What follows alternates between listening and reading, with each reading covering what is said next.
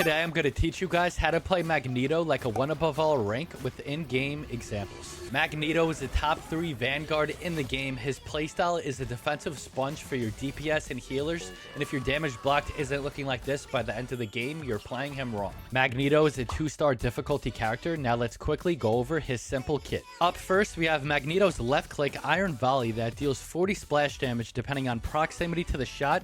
It also deals 35 direct damage for a total of 75 max damage. You have 10 shots before you have to reload. If you're not very accurate, I suggest aiming at the ground so you're at least getting splash damage. His max effective range of a direct hit goes all the way up to 23 meters, but as soon as you go back to 25 meters, it's going to drop off significantly.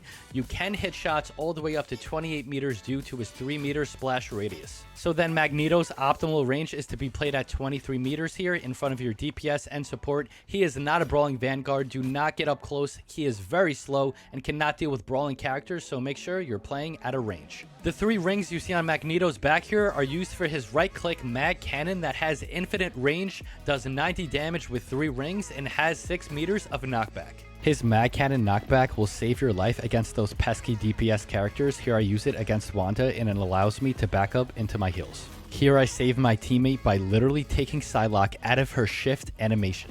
After you use a mag cannon, your rings will regenerate 1 at a time, up to 3, indicated by the arrows in the middle of your screen.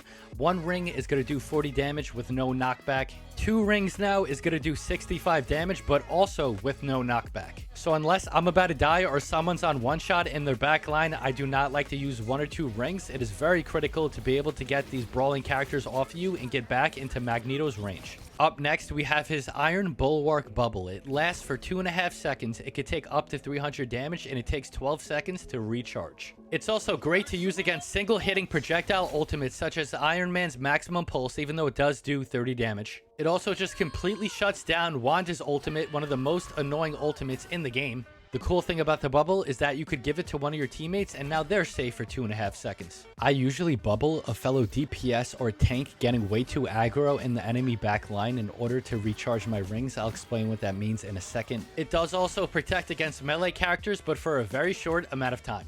Also important to know, for every 100 damage that your bubble takes, you get 1 ring back for the mag cannon. Hell, it does 300 damage to my bubble, so I get all 3 rings back. So the strategy here is to use 1 3-ring mag cannon, put up your shield, take 300 damage, so you get another 3-ring mag cannon right away. In this situation, I activate my bubble and mag cannon the CND player. This Moon Knight gives 300 damage to my bubble, giving me another level 3 mag cannon.